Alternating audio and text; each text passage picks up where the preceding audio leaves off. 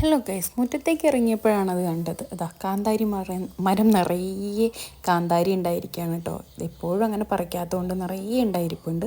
നിറയെ പക്ഷികൾ ഇരിപ്പുണ്ടായിരുന്നു കേട്ടോ ഈ പഴുത്ത കാന്താരിയൊക്കെ തിന്നാൻ വേണ്ടി. എന്നാൽ പിന്നെ ഇതൊക്കെ അങ്ങ് പറിച്ച് നമുക്ക് വിനാഗിരി ഉപ്പ് ഇട്ട് വയ്ക്കാമെന്ന് വിചാരിച്ചു. വെറുതെ വീണ് പോകുന്നതിലും നല്ലതല്ലേ. അപ്പോൾ ഇതാ പറിച്ചെടുത്തപ്പോൾ ഇത്രയും ഉണ്ടായിരുന്നുള്ളൂ കേട്ടോ. അപ്പോൾ ഇതായിട്ട് എങ്ങനെയാണ് ഇടുക എന്ന് വിചാരിച്ച് അപ്പുറത്ത് വേറൊരു മരമുണ്ട് മുളകിൻ്റെ. വെള്ളക്കാന്താരിയാണ് കേട്ടോ, കുറച്ച് വലിപ്പമുള്ളത്.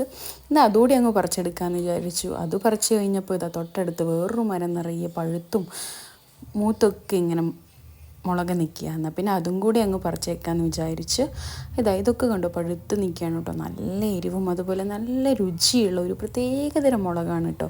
അപ്പോൾ അതും കൂടി അങ്ങ് പറിച്ചെടുത്ത് കഴിഞ്ഞപ്പോഴേക്കും നമ്മുടെ ഈ പാത്രം അങ്ങ് നിറഞ്ഞു കേട്ടോ. എന്നാൽ പിന്നെ ഇതങ്ങ് നിർത്തിയേക്കാമെന്ന് വിചാരിച്ചു. കുറച്ചുകൂടി ശ്രമിച്ചാൽ ഇനിയും കിട്ടും, പക്ഷേ ഇത്രയും അങ്ങ് മതിയെന്ന് വിചാരിച്ചു കേട്ടോ.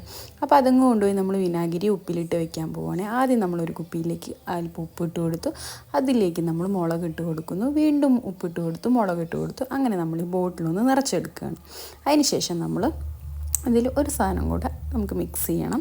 അത് നമ്മുടെ വിനാഗിരിയാണ് കേട്ടോ. അപ്പോൾ വിനാഗിരിയൂടെ ഒഴിച്ച് ഒന്ന് കുലുക്കിയെടുത്ത് വെക്കണം കേട്ടോ. അപ്പോൾ കുറച്ച് ഒരു 1.5 മാസമൊക്കെ കഴിയുമ്പം അടിപൊളി ടേസ്റ്റ്. 1.5 മാസമൊന്നും കഴിയണ്ട, കുറച്ച് കാലം കഴിയുമ്പം അടിപൊളി ടേസ്റ്റായിട്ട് വരും. നമ്മുടെ കഞ്ഞിക്കോ അല്ലെങ്കിൽ ചമ്മന്തി അരയ്ക്കാനോ ചോറിനോ ഒക്കെ കടിച്ചു കൂട്ടാൻ അടിപൊളി ടേസ്റ്റാണ് കേട്ടോ. നമ്മൾ ഈ കാന്താരിയും മുളകും ഒരുമിച്ച് തന്നെയാണ് കേട്ടോ ഉപ്പിലിടാൻ പോകുന്നത്. അങ്ങനെ അതൊക്കെ ചെയ്ത് നല്ല ടൈറ്റിൽ മുറുക്കി വയ്ക്കുകയാണ്. അപ്പോൾ കുറച്ച് ദിവസം കഴിഞ്ഞ് നമുക്ക് ഇത് എടുത്ത് കഴിക്കാം. അപ്പോൾ അടിപൊളി ടേസ്റ്റാണ്. വീട്ടിൽ മുളകൊക്കെ ഉള്ളവരിങ്ങനെ ചെയ്ത് നോക്കുക കേട്ടോ.